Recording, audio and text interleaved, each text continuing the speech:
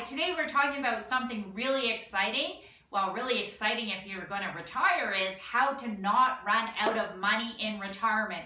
We're going to talk about things that people have heard called the 4% rule and the sequence of return risk if you have your money invested. So those are two of the most important things to know about in retirement. So who am I? I'm Julie Kranitz. I am a certified financial planner. I have a Bachelor of Commerce from McGill University, and I'm the president of Wealth Maximization Group. We talk about everything about building your wealth, protecting your wealth, and retirement planning, and frankly, anything finance. So if you're interested in finding out how to avoid running out of money in retirement, make sure you watch right to the end. So before we get into the details though, why are you saving money in the first place? In retirement, there's only a few things you can do with your money. You can get an income stream from it, you can get liquidity, or you can provide legacy, money for your spouse or charity or somebody of your choice or your family. But the thing is, if you don't have enough income, you're not going to have legacy or liquidity. So let's focus on the income. The problem is you're trying to get consistent income from fluctuating returns if you're invested in the market. Let's look at some slides to see how that can look for you and what it can mean for you in retirement. Why do we give up the use of our money today to save it for the long term? To create retirement income to replace our paychecks. Then shouldn't we set up our savings today in a way that will maximize our income in retirement? What's the big risk? Well, we don't know how our investments will perform in any given year. So ask yourself this question. If your account averaged 14.87% over 30 years, do you think you would be okay taking 10% out every year?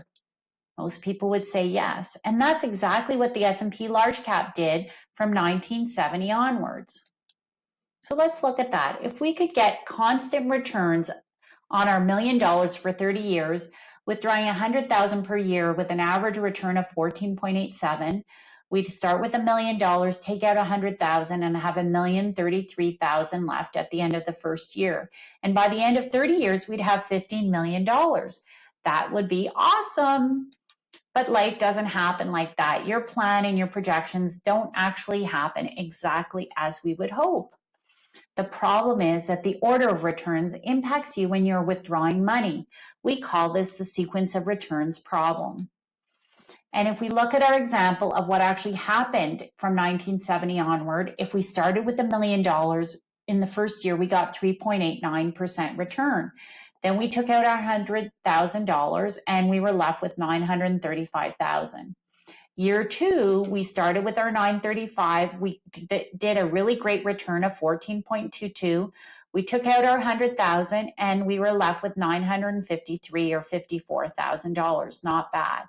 And year three, we start with that and we're pretty happy because we do almost 19% return. Take out our $100,000 and lo and behold, we're above what we started with. We're over our $1 million threshold.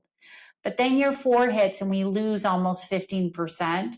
Take out our 100, we're down to 781,000.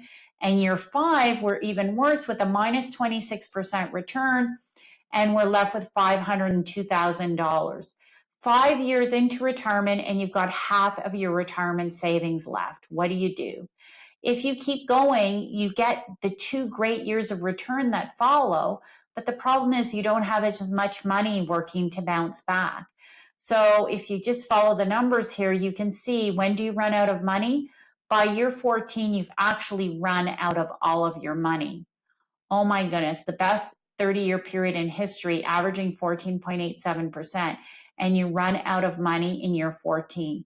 Sequence of return is really a big problem. But the thing is, not all retirement assets are the same. You know, when we replaced our pensions from work with investments, no one told us that they didn't work well getting you consistent and reliable retirement income.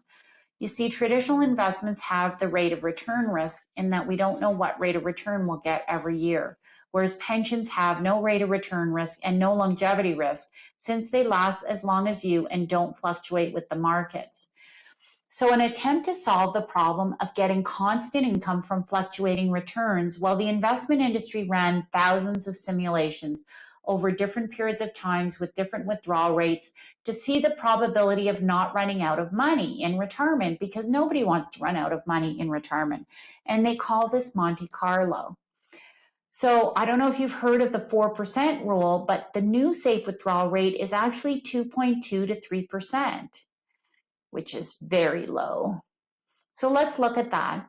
If we look over a 30-year period, if you were to look at the various income withdrawal rates, now this is not the rate of return you're earning, but the withdrawal rate. If you had a balanced portfolio and you took 3% out of your balanced portfolio in the example we just saw, you would have about a 97% chance of not running out of money. So only a 3% chance of running out of money, which is pretty good if you stick to 3%.